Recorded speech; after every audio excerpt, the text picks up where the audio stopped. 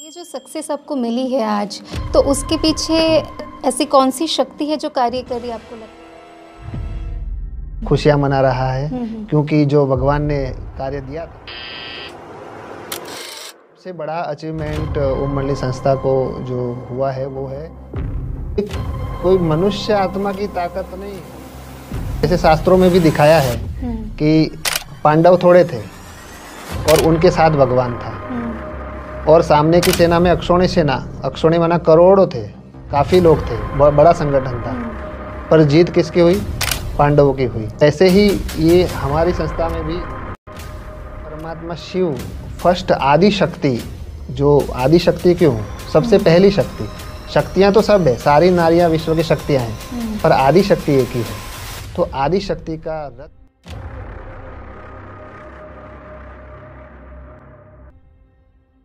राम को वनवास मिला था, दिखाया कि राम को वनवास लेना पड़ा अयोध्या से, और फिर वो पूरे भारत भ्रमण किया था श्री राम ने। और फिर राम क्यों पूरा भारत भ्रमण? त्रेता युग के जो फर्स्ट राम है वो महाभारत लड़ाई स्पष्ट नजर आएगी। कैसे नजर आएगी? जब उसको रोकने के लिए कोशिश की गई तो 1.5 करोड़ का उनको ऑफर किया।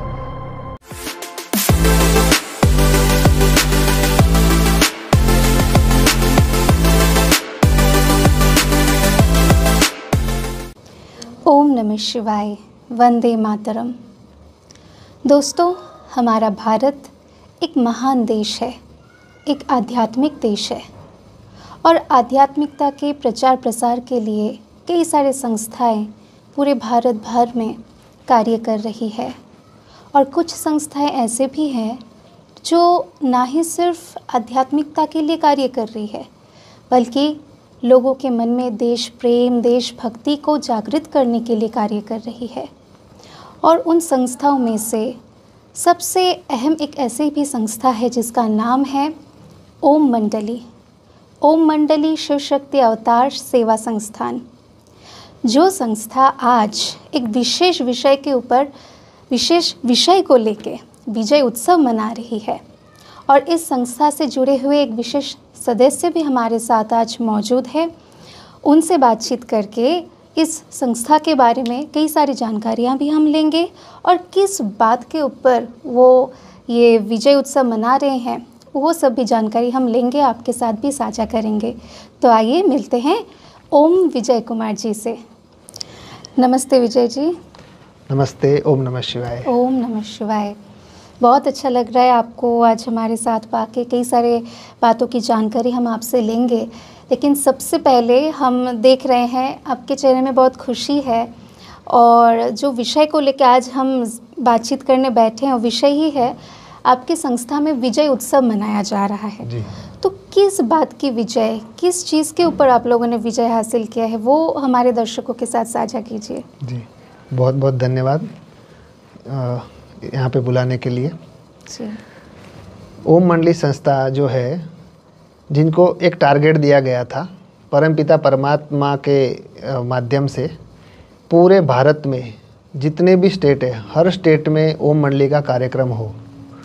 तो 28 स्टेट हैं, उसमें से लास्ट मणिपुर जो स्टेट है वो अप्रैल महीने में कंप्लीट करना था, जो कंप्लीट हो चुका है। यानी कि पूरा भारत ओम मंडली संस्था ने कवर करके जगह जगह पे वंदे मातरम की रैलियाँ निकाली है और परमात्मा का सत्संग का प्रोग्राम भी हुआ है। तो बहुत भव्य तरीके से ये जो 28 स्टेट में कंप्लीट करने का जो कार्य था वो अच्छे तरह से संपन्न हुआ है। इसकी खुशी में ओम मंडली संस्था के सभी सदस्य परिवार सेलिब्रेशन कर रहा है, खुशियाँ मना रहा है, क्योंकि जो भगवान ने कार्य दिया था वो कार्य संपन्न हुआ है। ओके, बहुत बहुत मुबारक हो उसके लिए आपको। लेकिन हम जैसे कि जानते ही हैं कि इस संस्था को बने हुए सिर्फ 7 साल ही हुए हैं और आप पिछले 5 साल से इस संस्था के साथ जुड़े हुए हैं। और जहाँ तक हमें मालूम है, जिस मुकाम को आज आपने हासिल किया है, जिस मंजिल तक आज आप लोग पहुँचे हैं, यहाँ तक पहुँचने के लिए भी कई सारे कठिनाइयों का, कई सारे परिस्थितियों का आपको सामना करना पड़ा है।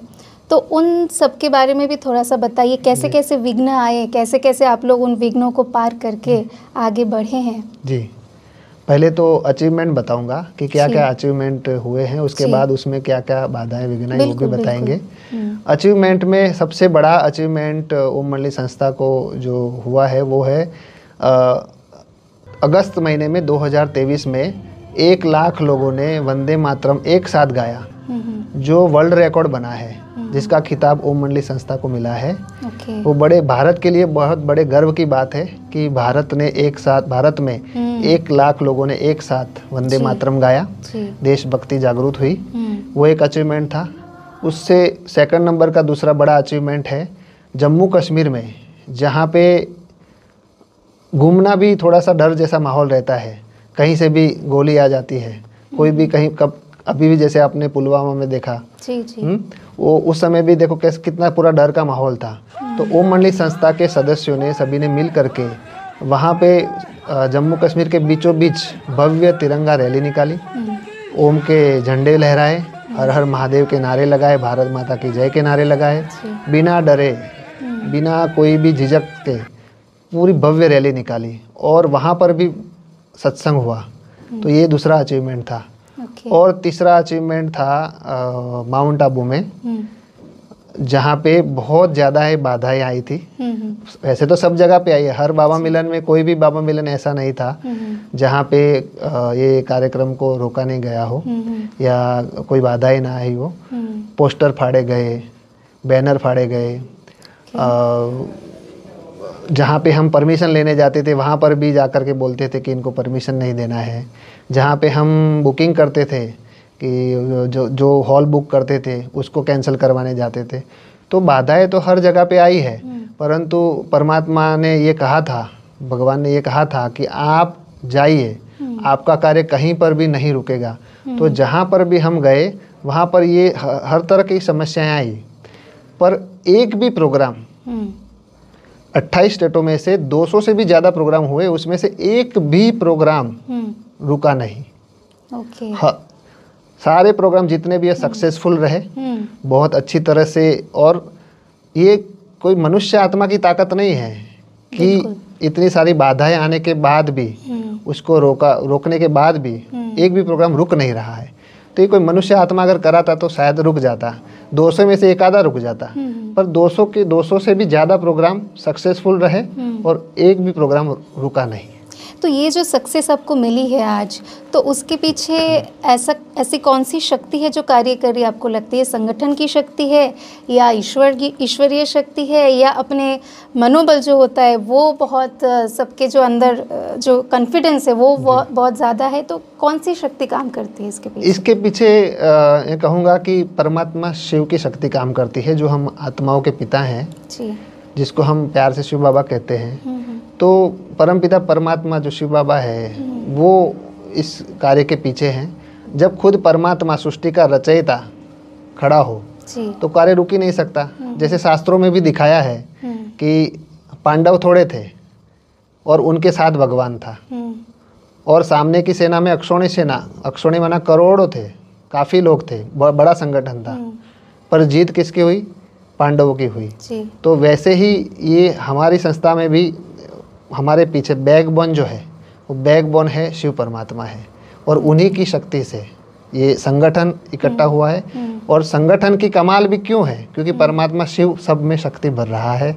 और मैं ओम मंडली संस्था के हर सदस्य को भी क्रेडिट दूंगा कि उन लोगों ने भी मनोबल, उनका भी मनोबल रहा है, पर उनको देने वाला परमात्मा शिव है, निराकार है। विजय जी, देखिए ऐसे तो भारत में कई सारी ऐसी संस्थाएं हैं जो कि आध्यात्मिक कार्य करते हैं, लोगों के मन में वो चेतना जागृत करते हैं, लेकिन उन सब संस्थाओं से आपकी संस्था अलग क्यों है? मतलब अलग है भी, या अलग है भी तो क्यों है? ऐसी क्या खास बात है आपकी संस्था में? जी,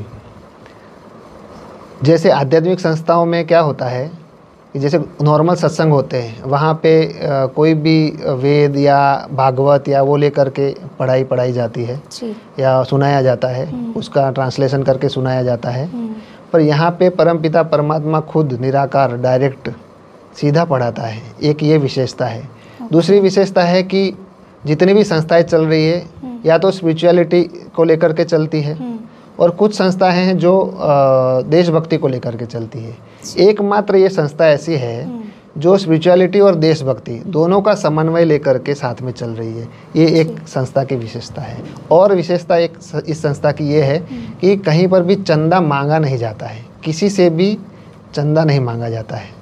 जो ओम मंडली संस्था के जो सदस्य हैं वो मिल करके अपनी खुशी से, उनसे भी मांगा नहीं जाता है, अपनी खुशी से मिलजुल कर के जो सदस्य है पक्के, वही मिल करके इस संस्था को चलाते हैं और सारा कारोबार ऐसे चलता है। मतलब बाहर से कोई भी चंदा नहीं लिया जाता है। परिवार समझते हैं सब कोई, जैसे कि परिवार को चलाने के लिए सब कोई अपनी अपने हिसाब से अपनी अपनी रिस्पॉन्सिबिलिटीज उठा लेते हैं। तो आपकी संस्था में जितने भी भाई बहन जुड़े हुए हैं वो सब कोई अपना परिवार ही मानते हैं इसको। और जो पहली बार दूसरी बार आता है वो अगर बोलता है कि हम कुछ देना चाहते हैं तो उनसे भी नहीं लिया जाता है। जो पक्के होते हैं उनसे ही ये पूरा कारोबार चलता है, ये सेवाएं चलती है। और एक संस्था की विशेषता ये है कि इस संस्था के कोई भी सेंटर पे आपको दान पेटी नहीं मिलेगा। एक ये विशेषता है। ये तो बड़ी अनोखी विशेषता है, क्योंकि जब भी हम कोई संस्था में जाते हैं, कोई आश्रम में जाते हैं, वहाँ पे तो दान पेटी रखी हुई रहती है। सबसे पहले तो वही हमारे सामने दिखता है, लेकिन आपके संस्था में वो नहीं दिखती है, तो बहुत अच्छी बात है। और जैसे कि आपने कहा कि परिवार के सदस्य ही मिलके चलाते हैं संस्था के। लेकिन एक बात मैं पूछना चाहूँगी, जो 28 राज्यों में जो आप लोगों ने कार्यक्रम किया, जहाँ तक हमें मालूम है 28 राज्यों में ओम मंडली संस्था सत्संग का प्रबंध करती है और सैकड़ों आत्माओं को प्रभु मिलन का वो सुख सबको दे के सबके जीवन को उद्धार करते हैं। तो ये चीज़, और इसके अलावा और कोई लक्ष्य है क्या क्या, मतलब उस प्रोग्राम में भी आप लोग क्या क्या करते हैं? मेन जो फोकस होता है इस प्रोग्राम का वो परमात्मा मिलन का ही होता है। और उसके साथ साथ हम संपूर्ण वंदे मातरम का गायन करते हैं। जैसे हमारे स्कूलों में और हर जगह पे वंदे मातरम गाया जाता है पर अधूरा गाया जाता है। ओम मंडली संस्था का एक विशेषता है कि वो संपूर्ण वंदे मातरम गायन करती है। जो बंकिम चंद्र चट्टोपाध्याय जी के द्वारा जो लिखा गया था वो पूरा गाया जाता है। उस समय कारण उस गीत को काटा गया, जिसमें माँ दुर्गा की महिमा है, जगदम्बा की महिमा है, उसको काटा गया। हम ये चाहते हैं कि पूरे भारत को ये संदेश देना चाहते हैं, हमारे देश को ये संदेश देना चाहते हैं, हमारे पीएम जी को भी हम ये संदेश देना चाहते हैं कि हमारा जो वंदे मातरम गायन है वो संपूर्ण गाया जाए। तो इस प्रोग्राम में विशेष संपूर्ण वंदे मातरम पे फोकस होता है कि संपूर्ण वंदे मातरम गाया जाए और हर जगह पे ये संस्था के द्वारा सत्संग में गाया जाता है। दूसरा कार्यक्रम का ये है कि ओम का उच्चारण कराया जाता है। सबको ओम के बारे में समझाया जाता है कि ओम करने से क्या फ़ायदा होता है, ओम क्यों करना है, ओम कैसे करना है, ये विधि बताई जाती है और सबको सामूहिक रूप में ओम उच्चारण कराया जाता है। और तीसरा सत्संग कराया जाता है, जिसमें परमपिता परमात्मा की प्रेरणा से, ऐसा नहीं कि कोई पुस्तक हाथ में लेकर के कोई गीता या कोई भागवत लेकर के सुनाया जाता है, नहीं, परमात्मा की डायरेक्ट वाणी से ये सुनाया जाता है। और ये दिव्य वाणी होती है, अलौकिक वाणी होती है। और ये मुख्य उद्देश्य संस्था का यही है कि जितने भी हमारे भारतवासी हैं वो देश के प्रति जागरूक हो और आध्यात्मिकता के प्रति जागरूक हो। और हमारी जो भारत की जो संस्कृति है, जो हम संस्कृति को भूलते जा रहे हैं, पश्चिमी कल्चर को हम अपनाते जा रहे हैं। तो ये संस्था का मुख्य उद्देश्य ये भी है कि हम वापस अपनी संस्कृति को अपनाएं। और जो ओम महामंत्र, बीज महामंत्र है, जिसको हमारे ऋषि मुनि अपनी तपस्या में खास करके ओम का उच्चारण के द्वारा अनंत शक्तियाँ प्राप्त करते थे, तो जनमानस तक हम ये चाहते हैं कि हर जनमानस ओम का उच्चारण करे सुबह शाम। और जो शक्तियाँ, अलौकिक शक्तियाँ, वो भी प्राप्त करे, अपनी शारीरिक परेशानियों को भी दूर करे, मानसिक परेशानियों को भी दूर करे। और जितने भी आपके जीवन में, जैसे हम सुबह से रात तक बहुत सारी कठिनाइयों का सामना हम करते हैं, उसकी क्या दवा है? एकमात्र रामबाण दवा, ओम उच्चारण। ये संदेश ओम मंडली संस्था पूरे भारत में दे रही है, अपितु विश्व में भी दे रही है, पूरे विश्व में। तो बहुत अच्छी बात है। आप जैसे कहते हैं कि ओम का उच्चारण करवाया जाता है, तो ओम के तो कई सारे फ़ायदे हैं। जैसे हम भी जानते हैं कि ओम ध्वनि प्रॉपरली अगर किया जाए तो तन की बीमारी, मन की बीमारी, सब तरफ से इंसान मुक्त हो सकता है, स्वस्थ जीवन लाभ कर सकता है, संपूर्ण स्वस्थ रह सकता है। लेकिन आपके संस्था का नाम भी वही है, ओम मंडली शिव शक्ति अवतार सेवा संस्थान। तो इतना लंबा नाम है, तो इसके नाम के पीछे भी कोई महत्व है क्या? ओम मंडली शिव शक्ति अवतार सेवा संस्थान क्यों कहा जाता है? ओम मंडली इसलिए कहा जाता है कि ओम कराने वाली मंडली, ओके। ओम के बारे में समझाने वाली मंडली, माना समूह, मंडली माना समूह। और ओम का मतलब परमात्मा ने बताया है, बहुत सारे मतलब है ओम के। एक मतलब ये भी है, ओ माना ओ परमात्मा, म माना मैं आत्मा। ना ओम करना माना परमात्मा का आह्वान करना, माना आत्मा परमात्मा का मिलन करवाना, आत्मा परमात्मा का मिलन कराने वाली मंडली, इसलिए इसका नाम है ओम मंडली। ओम मंडली शिव शक्ति अवतार। शिव शक्ति अवतार इसलिए कि इस संस्था की जो मुख्य प्रशासिका है उनका नाम देवकी मैया है, और इस संस्था की जितने भी मुख्य पदाधिकारी हैं वो सारी बहनें हैं। बहनों के द्वारा ये संस्था चलती है, इसलिए शिव शक्ति अवतार।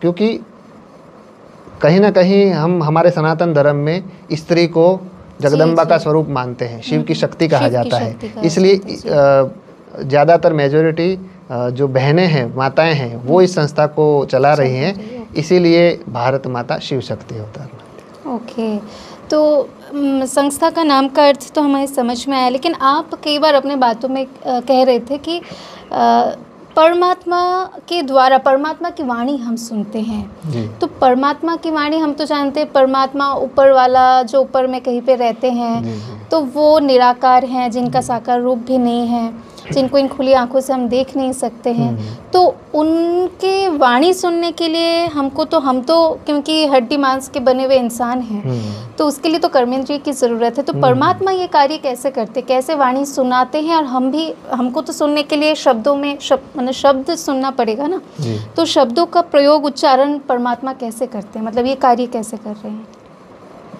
परमात्मा ने ये बात कही है कि जब मैं धरती पर आता हूँ तो मैं तो निराकार हूँ, मुझे बोलने के लिए शरीर चाहिए, और मैं जन्म मरण में नहीं आता हूँ, तो कैसे बोलेगा? तो परमात्मा ने कहा कि मैं सबसे पहले सूक्ष्म वतन को रचता हूँ, माना इस 5 तत्वों से परे एक वतन है, वहाँ पे त्रिमूर्ति को रचते हैं, माना ब्रह्मा, विष्णु और शंकर जी को की रचना करते हैं, और फिर परमात्मा उन तीनों को लेकर के धरती पर आते हैं और उनका कार्य शुरू होता है। कहते हैं ब्रह्मा जी के द्वारा स्थापना, विष्णु जी के द्वारा पालना और शंकर जी के द्वारा विनाश। द्वारा क्यों कहा गया? कि परमात्मा शिव उनके द्वारा ये 3 कर्तव्य कराता है। करण करावनहार कहा जाता है। जी, करण करावनहार, क्योंकि वो करवाते हैं, 3 देवताओं के द्वारा इस सृष्टि को चलाते हैं। तो परमात्मा शिव सूक्ष्म में पहले रचना करते हैं, उसके बाद नीचे रचना करते हैं। नीचे रचना करते हैं मतलब कि गीता में दिखाया है ना कि रथ में घोड़ा गाड़ी के रथ के ऊपर बैठ करके भगवान ने गीता ज्ञान सुनाया। तो वो रथ जो दिखाया है, असल में रथ है शरीर रूपी रथ, इसको भी रथ कहा जाता है। जैसे शरीर छोड़ देता है कोई, शमशान ले जाते हैं तो क्या बोलते हैं? अर्थी बोलते हैं। क्यों अर्थी बोलते हैं? क्योंकि उसमें रथ ही नहीं है, इसलिए इसको भी रथ कहा जाता है। तो परमात्मा ये साकार 5 तत्वों वाला रथ लेता है। क्यों लेता है? क्योंकि उनको भी आकर के गीता ज्ञान सुनाना है, तो मुख तो चाहिए ना, क्योंकि वो तो निराकार है, जन्म मरण से न्यारा है, इसलिए उनको यहाँ पे शरीर, साकार शरीर चाहिए। इसलिए वर्तमान समय में परमात्मा शिव ने उस साकार माध्यम को बनाया है, हमारी आदरणीय देवकी मैया जी को बनाया है, और उनके द्वारा शिव परमात्मा की डायरेक्ट वाणी चलती है। और शिव परमात्मा अव्यक्त आवाज़ में बात करते हैं। जैसे हमारी आवाज़ जैसे नॉर्मल आवाज़ है, हम नॉर्मल आवाज़ में बात करते हैं, वो अव्यक्त आवाज़ है, वो अव्यक्त नहीं है। हाँ, व्यक्त नहीं, अव्यक्त वॉइस है वो। तो वो अव्यक्त भाषा में बात, जिसको आकाशवाणी के भी आप कह सकते हो, आकाश की वाणी, माना आकाश से परमात्मा इसलिए आया है, ऊपर से आया है, इसलिए उसको आकाशवाणी कहते हैं। मतलब इस आकाश से भी परे से आते हैं परमात्मा। इस 5 तत्वों से भी परे सूक्ष्म वतन, उसके परे भी परम धाम। उस परम धाम से परमात्मा सूक्ष्म वतन में आते हैं, और सूक्ष्म वतन से फिर परमात्मा इस साकार लोक में आते हैं। तो उनको ज्ञान सुनाने के लिए मुख चाहिए, इसलिए उन्होंने वर्तमान समय में देवकी मैया का आधार लेकर के परमात्मा की डायरेक्ट वाणी चलती है, जिसको सुनने मात्र से हमारे जन्म जन्मांतर के जो है पाप भस्म हो जाते हैं। सुनने मात्र से हमारी आत्मा तृप्त हो जाती है। परमात्मा के उनके द्वारा देखने से भी आत्मा गदगद हो जाती है, तृप्त हो जाती है। जी, जैसे आपने कहा कि परमात्मा वाणी सुनाने के लिए एक रथ का आधार लेते हैं, तो वो रथ जो है, आपने कहा देवकी मैया जी हैं वर्तमान में, तो पूरी दुनिया में इतनी नारियां हैं, इतने स्त्रियां हैं या पुरुष भी हैं, तो सबको छोड़ के उनका तन ही क्यों, मतलब वही रथ क्यों चुने भगवान ने? बहुत अच्छा सवाल किया आपने। देवकी मैया का ही रथ क्यों? शास्त्रों में दिखाया है कि माता पार्वती को श्राप मिला था कि आप एकदम छोटे से मछुआरे के घर में, गरीब घर में जन्म लो करके। वो जो शास्त्रों में दिखाई है, वो जो बातें हैं, वो वर्तमान समय की बातें हैं। वर्तमान समय में जो देवकी मैया जी हैं, वो खुद साक्षात माँ जगदम्बा का स्वरूप है, खुद माँ दुर्गा हैं। इसलिए शिव शक्ति अवतार, शिव और शक्ति दोनों कंबाइंड होते हैं इस समय में। तो ये जो समय चल रहा है, इस समय में खुद शिव अपनी शक्ति में आकर के, इसलिए उनका नाम शिव शक्ति क्यों पड़ा? क्योंकि शिव शक्ति के अंदर आकर के ये कार्य कर रहे हैं, जिसके लिए भगवान की वाणियों में ये भी कहा है कि जगदम्बा नर से नारायण बनाने का कर्तव्य करती है, जगदम्बा स्वर्ग के गेट खोलती है। ये पहली पुरानी वाणियों में बोला है। ये क्यों बोला, कब करेगी? अब आदि शक्ति, इनका जो पिछला जन्म था वो 1965 में उन्होंने शरीर छोड़ दिया था। उसके बाद 65 के बाद उनका 83वां जन्म हुआ जोधपुर में, एक राजघराने में, राजा के घर में राजकुमारी के रूप में। फिर वो भी छोटी उम्र में उन्होंने शरीर छोड़ा, क्योंकि जब उनको भगवान का कार्य करना था। उनका जब शादी का उम्र हुआ आया, तो उस समय उनका ज़बरदस्ती शादी करवा रहे थे, तो उनका शरीर उस समय छूट गया था राजकुमारी के रूप में। फिर ये उनका अंतिम 84वां जन्म है जगदम्बा का, यज्ञ माता जगदम्बा जिसको हम कहते हैं। इसलिए परमात्मा शिव फर्स्ट आदि शक्ति, जो आदि शक्ति क्यों? सबसे पहली शक्ति। शक्तियाँ तो सब है, सारी नारियाँ विश्व की शक्तियाँ हैं, पर आदि शक्ति एक ही है। तो आदि शक्ति का रथ परमपिता परमात्मा लेते हैं। इसलिए पूरे भारत में जगत माता की, यानी जगदम्बा की, माँ दुर्गा की इतने सारे मंदिर है, इतने सारी पूजा होती है। क्यों? क्योंकि ज़रूर कोई कर्तव्य करके गए हैं, तभी तो उनकी पूजा होती है, तभी तो उनकी आराधना होती है। तो उन्होंने नर से नारायण बनाने का कर्तव्य इस समय पे किया था, पहले भी किया था, अब फिर से कर रहे हैं।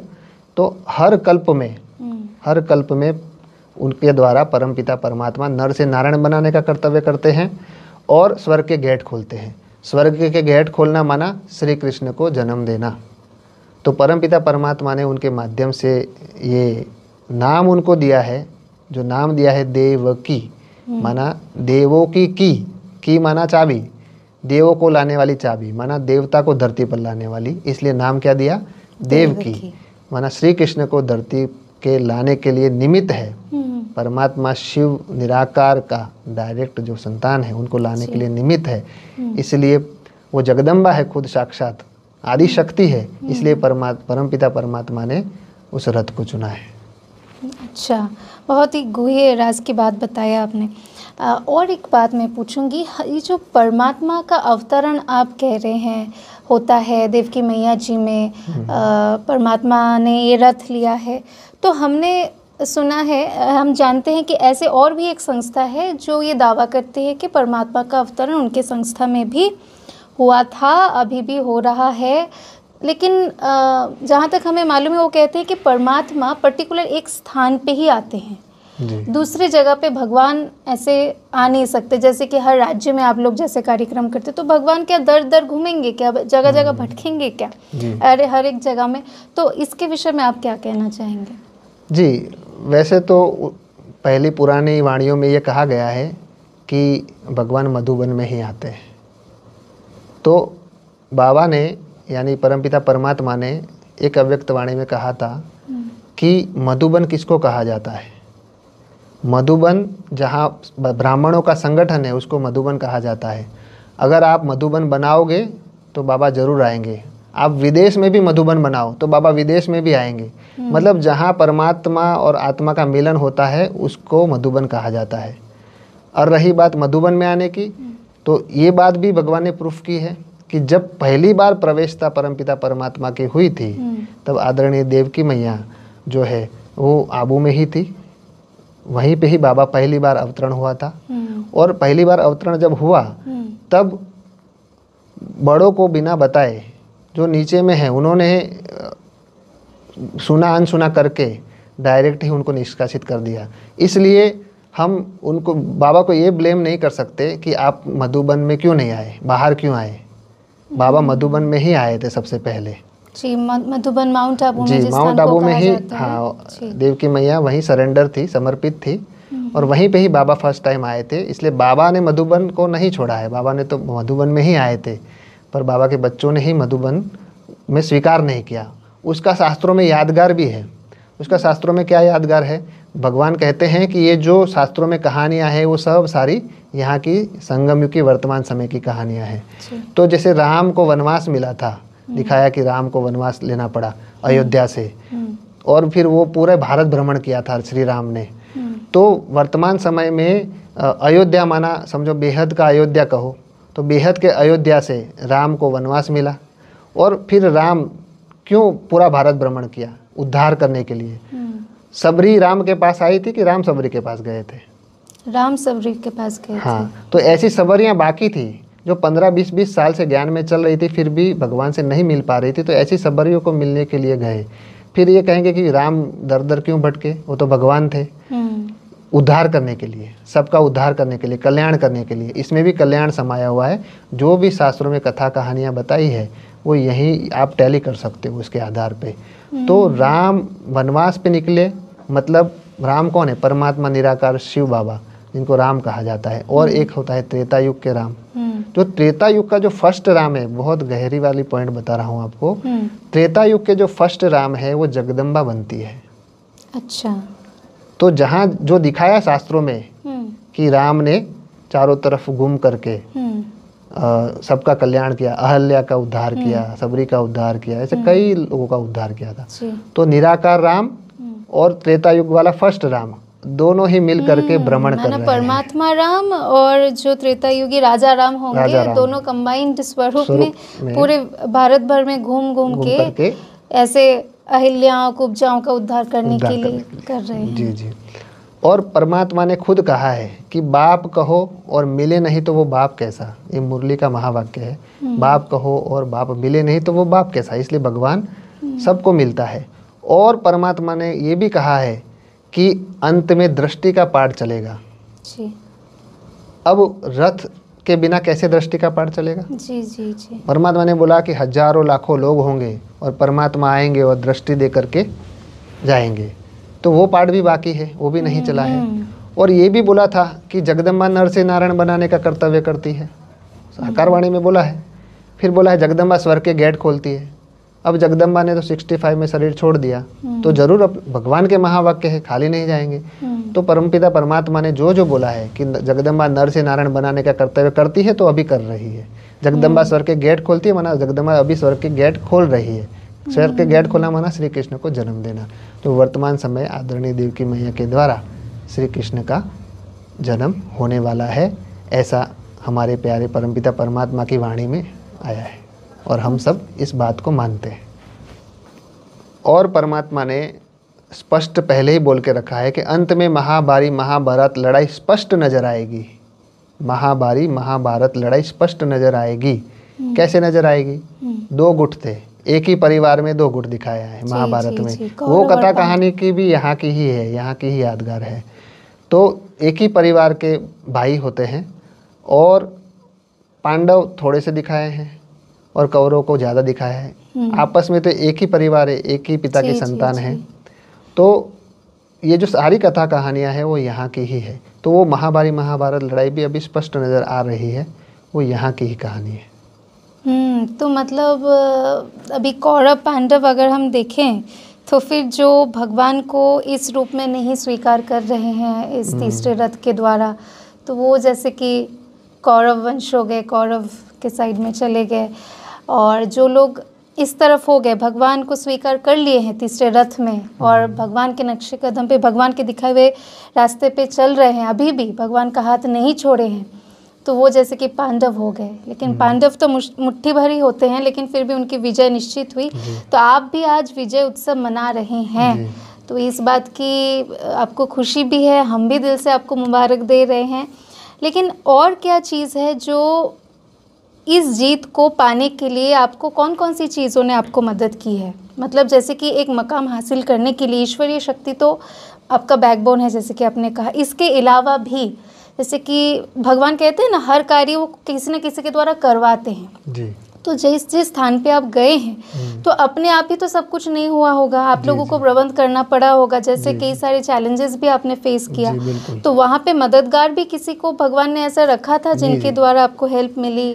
जी, कई राज्यों में ओम मंडली के सदस्य थे तो उनके द्वारा हो गया, पर ऐसे कई राज्य ऐसे थे जहाँ पे ओम मंडली का एक भी सदस्य नहीं था और परमपिता परमात्मा हमको यहाँ से कहते थे कि आप जाइए, वहाँ पे मदद तैयार है, आप जाओ, वहाँ पे सब कुछ तैयार मिलेगा आपको, आपको कुछ नहीं करना पड़ेगा। और सचमुच ऐसा हुआ। हम कितने स्टेटों में गए, वहाँ पे कोई भी नहीं था, फिर भी वहाँ पे ऐसे लोग खड़े हो गए कि सारा का सारा जैसे प्रोग्राम वो लोग करा रहे हैं ऐसे। तो इतनी मदद मिलती है। ये किसकी मदद है? परमपिता परमात्मा की मदद है। और पहले से ही परमात्मा कह देते कि आप जाइए, वो आपका इंतजार कर रहे हैं। हम सोचते थे हम कैसे करेंगे, परमात्मा कहते हैं कि वो वहाँ पे आपका इंतजार कर रहे हैं, आप जाओ और वो तैयार पड़ा है। और सचमुच ऐसे ऐसे जैसे मणिपुर है, वहाँ पे कितना माहौल खराब है, फिर भी वहाँ पे इतनी अच्छी तरह से ये प्रोग्राम हुआ, कार्यक्रम हुआ और वहाँ कोई भी नहीं था। ऐसे 4-5 भाई वहाँ के लोकल इकट्ठे हुए और उन्होंने सारा प्रोग्राम अपने दम पे ले लिया। अच्छा। तो हाँ, हम धन का सहयोग बाहर वालों से किसी से नहीं लेते हैं, परंतु कार्यक्रम को जैसे कहाँ जगह फिक्स करना, परमिशन लेना, वो हर चीज में मदद मिल जाती है। धन तो होता है, लेकिन वो आयोजन करना, प्रबंध करना, स्थान चुनना, उसमें सब में मदद उस समय हमको वहाँ के लोकल लोग की मिल जाती है। और वो परमात्मा यहीं से हमको बोल देते हैं आप जाइए, वहाँ पे लोग तैयार बैठे हैं। और ऐसे भगवान ने कहा है कि अंत समय में लोग सामने से बोलेंगे कि आप हमारा कार्यक्रम करिए, बहुत हम जगह दे रहे हैं, मिलेगा। तो सब कुछ बना बनाया स्टेज भी मिल रहा है और सब कुछ मिल रहा है। और 7 सालों में इतना विशाल रूप हो जाना संगठन का, ओम मंडली संस्था की इतनी सेवाएं पूरे भारत में हो जाना, पूरे भारत में ओम मंडली के अनुयायी बन जाना, ये अपने आप में बहुत बड़ा अचीवमेंट है। 7 सालों में मुश्किल ही कोई संस्था ऐसी होगी कि 7 सालों में इतना अचीव किया होगा। ऐसे में तो आपकी विजय दुगनी हो जाती है। हमारी बातचीत में बार बार 2 शब्द निकल के आ रहे हैं, एक है कौरव, एक है पांडव। हम देखते हैं कि कौरव जो थे उनके पक्ष में भी कई सारे महारथियाँ थे, दुर्योधन, दुशासन, द्रोणाचार्य, कृपाचार्य, पितामह भीष्म। वो उनके साथ एक बड़ी अक्षौणी सेना भी थी। लेकिन इस तरफ हो गए पांडव, मुट्ठी भर से 5 भाई, और उनके साथ अकेला श्री कृष्ण थे। वो भी उन्होंने कहा था कि मैं पूरे युद्ध के दौरान मैं कभी शस्त्र नहीं उठाऊंगा, निहत्था रहूंगा। तो ऐसे में फिर भी उनकी जीत हुई। तो ऐसे जब उनके तरफ से आपके ऊपर भी तो अक्षौणी सेना का कुछ तो हमला हुआ होगा, कुछ तो ऐसे विघ्न, कई सारे विघ्न तो डाले गए हैं, तो उसके ऊपर आप लोगों ने कैसे जीत हासिल की? माना यहाँ पे ईश्वरीय शक्ति कैसे कार्य किया? जी जी, एक बल एक भरोसा, माना एक का बल माना परमात्मा का बल और परमात्मा पे भरोसा। जब भगवान हमारा साथी है तो हमारी जीत निश्चित है।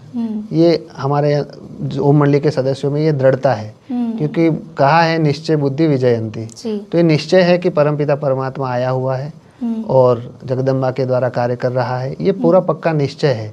ये निश्चय ही ओम मंडली संस्था को जिताया है। ये निश्चय ही, परमात्मा ने इस निश्चय में शक्ति भरी है और उससे ही हमारी जीत हुई है। और रही बात बाधाओं की, तो कोई भी कार्य नया जब शुरू होता है तो उसमें बाधाएं जरूर आती है। जैसे धर्मपिताएं आए, तो जितने भी धर्मपिताएं हैं कि कोई भी महात्मा पर को आप ले लो, हर महात्माओं को कुछ न कुछ बाधाएं आई हैं। जैसे जीसस क्राइस्ट को आई थी, गुरु नानक को आई थी, साईं बाबा को आई थी। तो ऐसे कितने जो भी जिन्होंने अच्छे अच्छे कार्य किए उनको शुरुआत में बाधाएं आती है। तो जब ये संस्था शुरू हुई थी, शुरू में तो बहुत बाधाएं आई, बहुत रोका गया, पर आज तक रोक नहीं पाए इसको। 200 से ज़्यादा प्रोग्राम हुए हैं, उसमें से एक भी प्रोग्राम ऐसा नहीं है जहाँ पे बाधा ना आई हो। गाँव के प्रोग्रामों में भी हमने सोचा शहरों में आएगी, गाँव में भी सरपंच को फ़ोन करके बोलते थे कि इनका प्रोग्राम रोको करके। हर प्रोग्राम में बाधाएं आई हैं, रोका गया है, परंतु भगवान का रथ है जो रुकता नहीं है। कहते हैं उसमें दिखाया है कि अर्जुन का जो रथ है जब निकलता है तो रुकता नहीं है। जी। तो परमात्मा ने जो रथ लेकर के अभी कार्य कर रहे हैं, जो यात्रा शुरू की है, वो ना पहले रुका है, ना अभी रुका है, ना आगे रुकेगा। और कमाल की बात तो ये है कि इतनी बड़ी ताकत लगाने के बाद भी एक भी प्रोग्राम नहीं रोक पाए। ये बहुत बड़ी उपलब्धि है ओम मंडली संस्था की। आबू में जब प्रोग्राम हुआ था, जिस होटल को बुक किया गया था, उन्होंने धार्मिक प्रोग्राम के नाते बहुत ही कम पैसों में उन्होंने बुक किया था। जब उसको रोकने के लिए कोशिश की गई तो 1.5 करोड़ का उनको ऑफर किया गया कि आपको 1.5 करोड़ हम देते हैं, आप इस प्रोग्राम को रोको। तो परमपिता परमात्मा के नाम से जो आता है, दान आता है, उस दान को अगर हम इस तरह से यूज करेंगे तो कितना बोझा चढ़ेगा। जी जी। तो बस सलाह तो यही है, हम अपने भाई होने के नाते हम ये कहेंगे कि जो परमात्मा के नाम से जो कोई भी दान आता है उसको सही जगह पे यूज करना चाहिए। जी जी। ऐसा नहीं कि किसी कार्य को अच्छे कार्य को रोकने के लिए। तो वहाँ पे हमको बहुत बाधाएं आई, वहाँ पे हमारे पोस्टर भी फाड़ दिए गए। वहाँ से अंदर से कुछ अनुयायी कहो या अनुयायी के रूप में भाषा में कहो, गुंडे भी कहो आप, उन्होंने आकर के डंडे भी बरसाए। हमारे कुछ भाई बहनों को ब्लड भी आया। सारे वीडियो मौजूद है यूट्यूब पे। और फिर उन्होंने बहुत सारी मोटी रकम दे करके और स्टे ऑर्डर भी लाए कि ये प्रोग्राम नहीं कर सकते, प्रोग्राम नहीं कर सकते, 5 लोग इकट्ठा नहीं हो सकते, बैनर नहीं लगा सकते, पैम्फलेट नहीं बांट सकते, हर चीज़ में स्टे। फिर भी ओम मंडली संस्था के हजारों भाई बहन वहाँ पहुँचे थे। एक भी ऐसा नहीं था भाई या बहन जिन्होंने ये बोला कि बाबा मिलन नहीं होगा, या किसी ने भी, एक ने भी हिम्मत हारी हो। सब एक संगठन बन करके लोगों ने उस समय जब जहाँ पे व्यवस्था मिली वहाँ पे वो लोग रहे। जैसी भी व्यवस्था मिली, वैसे तो हमने बहुत अच्छा होटल बुक किया था, परंतु वो होटल को उन्होंने उसके ऊपर पॉलिटिकल प्रेशर ला करके और कोर्ट से प्रेशर ला करके उस होटल की जगह को चेंज कर दिया। तो हमको परमात्मा ने बोला कि हम मधुबन में आ रहे हैं, तो हम तो मधुबन समझ रहे थे नीचे, पर असल में मधुबन परमात्मा कहाँ पे आए थे? शुरुआत में जो शुरुआत का जो मधुबन बना वो तो ऊपर ही बना था, है ना, ऊपर ही आए थे परमात्मा। तो हम तो मनुष्य जैसे होते हैं, उनकी तो बुद्धि सीमित होती है ना, तो हम लोगों ने वहीं पे नीचे ही बुक कर दिया था। तो परमात्मा को मतलब आबू रोड में बुक जो स्थान है वहाँ पे बुक किए थे, लेकिन परमात्मा तो शुरू में माउंट आबू में ऊपर में आए थे। तो ओरिजिनल जगह तो ऊपर ही है। तो परमात्मा की लीला देखो कि उनको ऊपर में कराना था। फिर हमने उनको पूछा कि बाबा आपको अगर ऊपर ही कराना था तो हमको नीचे हम ढूंढ रहे थे तो क्यों मना नहीं किया? तो परमात्मा ने कहा कि इसमें भी बहुत बड़ा रहस्य समाया हुआ है। अगर हम आपको पहले से बता देते तो उनको पता चल जाता कि यहाँ पे हो रहा है, तो वहाँ पर भी रोक देते। इसलिए परमात्मा ने नहीं बताया और वो प्रोग्राम बहुत सक्सेसफुल रहा। बहुत ज़्यादा मात्रा में लोग आए थे, वहाँ के लोकल लोग भी आए थे, पर वो जहाँ पे प्रोग्राम रखा था वहाँ पे आए और वहाँ के आकर के बोल के चले गए कि भाई ये प्रोग्राम यहाँ तक शिफ्ट कैसे हो गया। तो प्रोग्राम ऊपर में हुआ और बहुत सक्सेसफुल प्रोग्राम हुआ। बाधाएं तो बहुत आई, पर कहते हैं ना जिसके साथ साथी भगवान होता है उसकी विजय निश्चित है। और सारी चीज़ें शास्त्रों में दिखाई है और वो विजय हुई। और ऐसी तो समझो 200 से ज़्यादा विजय हुई है, पर ये सबसे बड़ी विजय थी कि जहाँ पर पे पूरा नीचे से लेकर के ऊपर तक का जोर लगा दिया, धन से लेकर के शारीरिक जोर लगा दिया, फिर भी ये प्रोग्राम सक्सेसफुल हुआ और अच्छी तरह से निपटा और सब सुख शांति अपने अपने घर पहुँचे। बहुत बहुत उसकी भी कई सारे बधाई हो, आपको बहुत बधाई हो। लेकिन एक सवाल मैं और पूछना चाहूँगी कि कभी किसी चीज़ का विरोध किया जाता है तो उसके पीछे कोई दलील दिखाई जाती है कि देखो इसलिए हम विरोध कर रहे हैं, तुम्हारा प्रोग्राम हम करने नहीं देंगे, तो वो क्या ऐसे सोचते हैं? जो आपके संस्था में ऐसे कोई गलत चीज़ उन्होंने देखी है कि वो चीज़ कोई सच्चाई को वो मान नहीं रहे हैं? किस वजह से वो विरोध कर रहे हैं? विरोध का कारण क्या है? जैसे भी दुनिया में हम देखते हैं कि बहुत सारे सत्संग होते हैं, तो कोई भी गुरुजी सत्संग करने आते हैं तो उनको बोला जाता है कि आप भी चलो हमारे सत्संग में, और वो खुशी खुशी जाते हैं। जैसे शिव जी का मंदिर होता है, श्री कृष्ण का मंदिर होता है, तो शिव जी वाले भी बोलते चलो श्री कृष्ण के मंदिर में जाते, खुशी खुशी जाते हैं। ऐसा नहीं बोलते कि इस मंदिर में नहीं जाना, उस मंदिर में नहीं जाना। पर यहाँ पे ज्ञान मार्ग में रोका जाता है कि यहाँ पे नहीं जाना, वहाँ पे नहीं जाना। क्यों रोका जाता है? क्योंकि कहीं ना कहीं कोई डर है ना, डर की वजह से रोका जाता है कि कहीं हमारे सारे फॉलोअर्स टूट के वहाँ न चले जाए। परंतु महाभारत में भी दिखाया है, सबको चांस दिया गया था कि आप चुनो, आपको क्या चुनना है, आपको अक्षौणी सेना चाहिए या आपको परमात्मा चाहिए, दोनों में से एक को चुनना पड़ेगा। तो ये वही समय है। और कौरव 100 दिखाए हैं और पांडव 5 दिखाए, माना 100% में से 5% जो लोग हैं वो परमात्मा के कार्य में सहयोगी होते हैं। तो जो 5% लोग हैं वो 5% लोगों को परमात्मा ने ऑफर दिया, सबको ऑफर दिया था कि आप अक्षौणी सेना चुनो, यानी बड़ा संगठन चुनो या बाबा चुनो या छोटा संगठन देखो। तो जिनको भगवान से प्रेम था या भगवान से प्यार था, जिनको कुछ नहीं चाहिए, सिर्फ परमात्मा चाहिए, ना मान मर्तबा। और शास्त्रों में भी दिखाया है कि अच्छे अच्छे लोग थे, द्रोणाचार्य अच्छे थे, कृपाचार्य अच्छे थे, भीष्म पितामह अच्छे थे, कर्ण अच्छे थे, बहुत अच्छे अच्छे महारथी थे। और ये कहते भी थे हमको मालूम है कि सामने परमात्मा है, फिर भी हम बंधे हुए, वचनों से बंधे हुए हैं। तो ये मजबूरी दिखाई है शास्त्रों में। तो कहीं ना कहीं संगम युग का ही यादगार है। तो संगम युग माना सतयुग और कलयुग का जो मिलन होता है उसको संगम युग कहा जाता है। तो इस संगम युग में ऐसे अच्छे लोग भी होते हैं सामने। अब इसमें यह भी दिखाया है कि जो अधर्म का साथ देता है वह भी अधर्मी कहा जाता है, उनको भी सजा भोगनी पड़ती है। तो अच्छे अच्छे लोगों को भी ये परमात्मा मिलन का खामियाजा भोगना पड़ रहा है, वो नहीं मिल पा रहे हैं क्योंकि वचन में बंधे हुए हैं, अपने पद पोजीशन में बंधे हुए हैं। जबकि छुप छुप के सारे सभी सुनते हैं, सबको मालूम है कि सभी सेंटरों पे भी सुना जाता है, सेंटर इंचार्ज भी सुनते हैं, उनको ये भी मालूम है बाबा है। और कईयों ने ये भी बोला हमको पता है बाबा है और हम सुनते भी हैं, परंतु हम मजबूर हैं। तो ये कहानी कहाँ की है? जो कुछ मुट्ठी भर लोग, हम कहेंगे जो लोग नहीं मान रहे थे, इस सच्चाई को स्वीकार नहीं कर रहे थे कि परमात्मा तीसरा रथ लेके अवतरित हुए हैं या फिर वो अपना कार्य, आगे के कार्य वो कर रहे हैं, कंटिन्यू कर रहे हैं मतलब। तो उन लोगों ने जैसे कि मतलब दूसरे लोगों की भी मति भ्रष्ट कर दी या उन लोगों को भी थोड़ा सा डिस्ट्रैक्ट कर दिया कि नहीं वहाँ पे भगवान नहीं है, वहाँ पे कुछ इस प्रकार से बोल के या सच्चाई उन तक पहुँचने नहीं दी, जिस वजह से कई सारे भाई बहन ऐसे गुमराह होकर रह गए हैं। और कई लोग जानते हुए भी, लेकिन जैसे कि आपने कहा पितामह भीष्म हो गए, द्रोणाचार्य, कृपाचार्य, तो जानते हुए भी मजबूरी से वो धर्म का साथ नहीं दे पा रहे हैं। उसका भी शास्त्रों में दिखाया है कि गांधारी देख सकती थी, उनको आंखें थी, मतलब कि उनको पता था सामने भगवान है, फिर भी उन्होंने पट्टी बांध ली, देखते हुए भी पट्टी बांध ली। मतलब उनको पता है। सेंटर की बहनें काफ़ी देखती हैं मुरलियाँ, सुनती भी हैं बाबा को, यूट्यूब में देखती हैं, पर पट्टी बांध देते हैं। तो उसी का ही यादगार गांधारी के रूप में दिखाया है। तो हर सीन शास्त्रों का आप टैली करोगे तो सब कुछ टैली हो जाता है। तो हर बस हम उनको यही संदेश देंगे सभी को, सभी भगवान की संतान है, वसुदेव कुटुंबकम, हम सारा विश्व एक परिवार है। सभी कहते हैं ना कि असुर बन जाते हैं, फिर उनको ही कोई श्राप मिला होता है तो असुर बनते हैं, फिर वही अपनी तपस्या से वापस सूर बनते हैं, मानी देवता बनते हैं। तो जो भी परमात्मा को नहीं पहचान पा रहे हैं वो अभी नहीं तो बाद में तो पहचानना ही है, क्योंकि भगवान ने कहा है हट्टी तो एक ही है, कहाँ जाएंगे, पहचानना तो है ही। तो आज नहीं तो कल पहचानेंगे। इसलिए कहते हैं कि कौरवों की सेना का विनाश हो गया। विनाश हो गया का मतलब ये नहीं है कि सारे शरीर छोड़ दिया, मर गए थे, नहीं।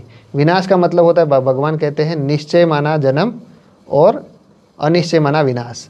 जब वहाँ से उनको पता चल जाएगा कि यहाँ पे परमात्मा नहीं है, मतलब वहाँ से अनिश्चय बुद्धि होकर के यहाँ पे निश्चय बुद्धि होंगे, तो वहाँ से कौरवों की मृत्यु होकर के यहाँ ट्रांसफ़र होकर के यहाँ पे उनका जन्म हो जाएगा, माना निश्चय रूपी जन्म हो जाएगा। तो सभी अंत में कौरव सेना का विनाश निश्चित है, माना सभी वहाँ से अनिश्चय बुद्धि होकर के यहाँ निश्चय बुद्धि होकर के आने वाले हैं और ये समय आ गया है। जी जी, बिल्कुल बिल्कुल। आखिर में एक सवाल मैं आपको सिर्फ पूछूंगी कि ये जो विजय उत्सव आपने मनाया उसकी विधि क्या थी, किस प्रकार से आपने इस चीज़ को सेलिब्रेट किया?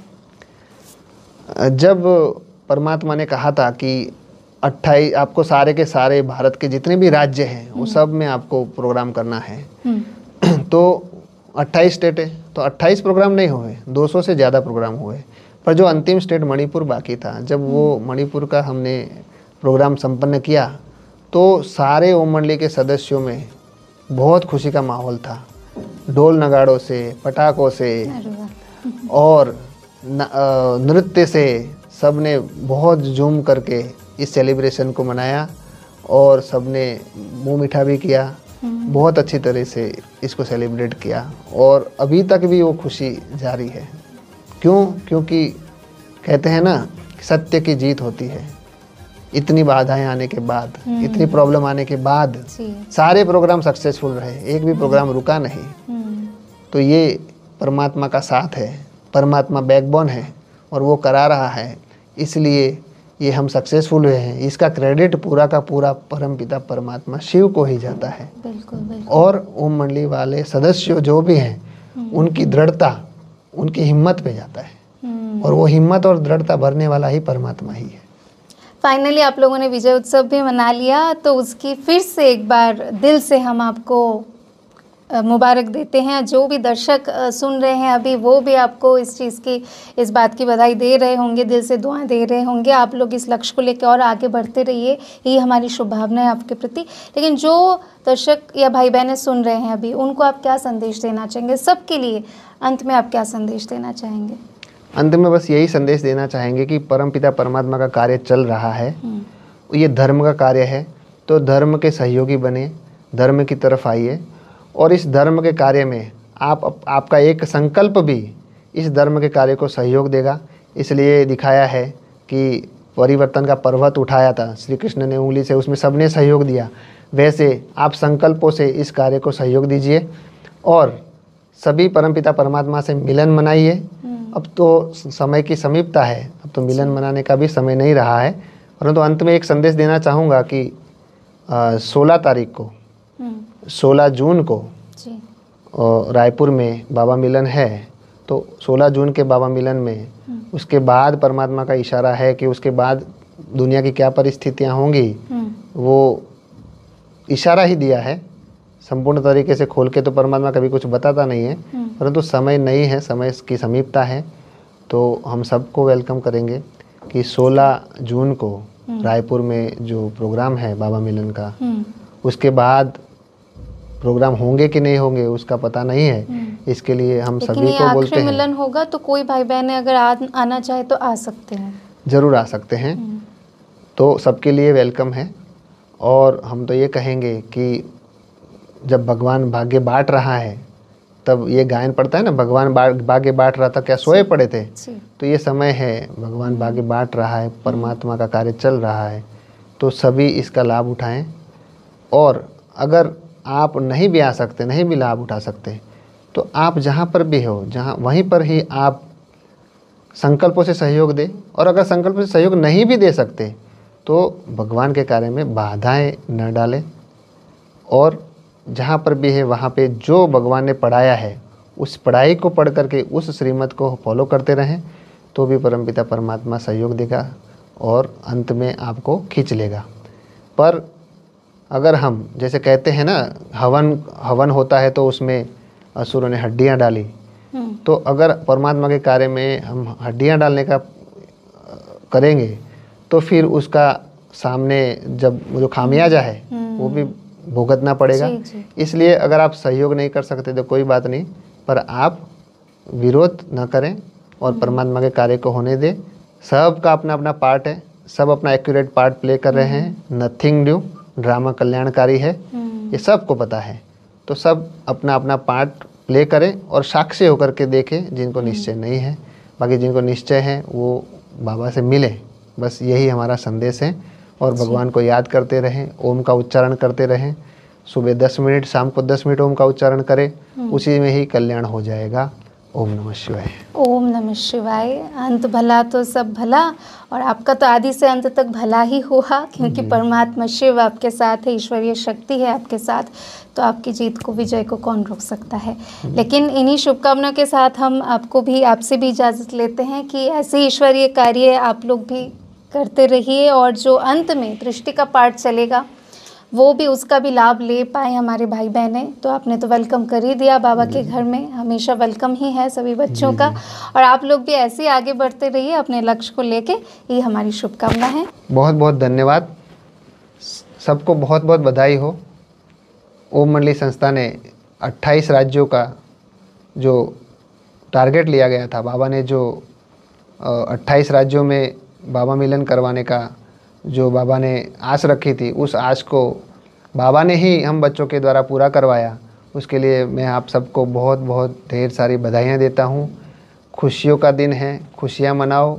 ये भारत की जीत है, ये बच्चों की जीत है, ये पांडवों की जीत है। इसके लिए मैं कहूँगा वंदे मातरम, भारत माता की जय, हर हर महादेव, हर हर महादेव, हर हर महादेव।